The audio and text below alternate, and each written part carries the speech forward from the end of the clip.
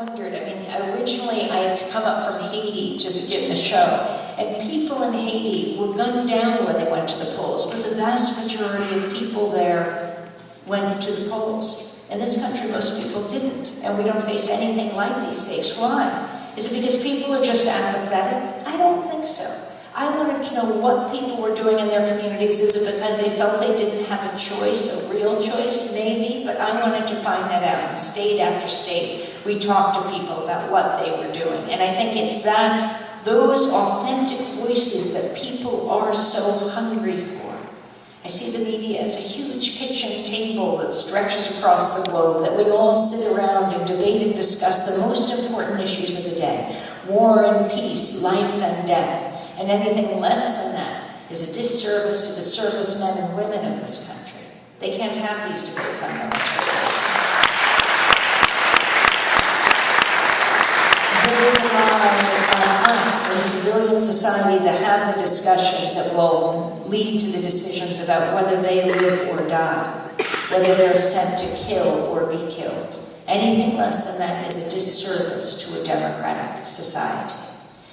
And so, when Democracy Now! started being picked up by more and more community radio stations, then the week of September 11th, coincidentally, we went on one public access TV station in the middle of New York that linked to the firehouse we were broadcasting from at the time.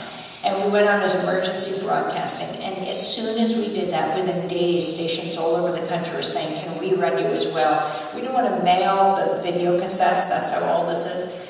Because, I thought it was breaking news, at least we should FedEx them. And so the FedEx guys would come with these huge black garbage bags filled with video cassettes. And every day they were like Santa taking out these big black bags, and they were sending these video cassettes around the country. And then NPR stations in their communities where the public access station was running the show would say, can we run the show? And now increasingly we're broadcasting on PBS stations all over the country. And now 16 years later, we've gone from a few dozen community radio stations to over 1,100 public radio and television stations.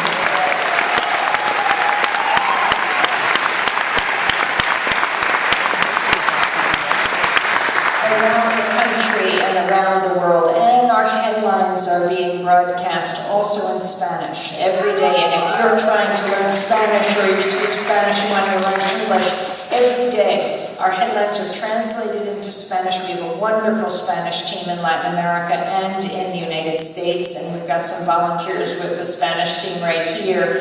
And then they're recorded so that any radio station can run the headlines every day. About 300 or so, more than 350 radio stations run just the headlines in Spanish. And it's a great way to learn Spanish if you just want to read the transcripts and put them up against English, and the other way around as well.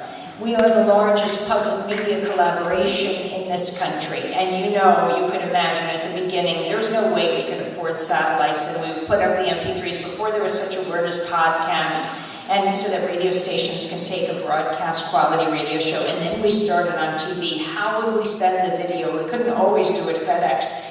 We couldn't use the satellites either at that time. And so we perfected a way to send broadcast quality video through the internet so TV stations could take it. Now we sometimes do use satellites, but it's so important to use the internet responsibly. The internet is the answer to corporations globalizing as they've been doing for years. It is the means by which we grassroots globalize, communicating with people throughout the world, and we must not let the cable companies and the telecoms write the legislation that will privatize the internet and take away